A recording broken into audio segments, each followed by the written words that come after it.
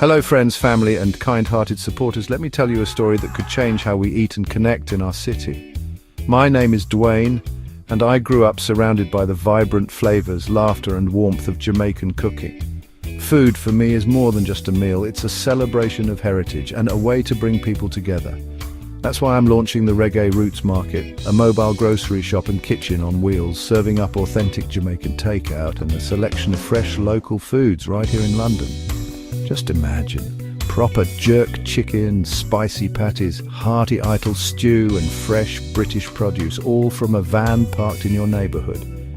Here's where I need your help. I already have the van. It's old but full of potential. It needs serious repairs to get on the road safely and legally. I'm asking for your support through GoFundMe to transform it into a vibrant, fully equipped kitchen and shop. Your donation goes straight into repairing the van, fitting it out with cooking equipment and making sure every dish is served up hot, fresh and with a smile. This isn't just about food, it's about uplifting local communities, supporting small farmers and sharing the culture and spirit of Jamaica with every corner of London.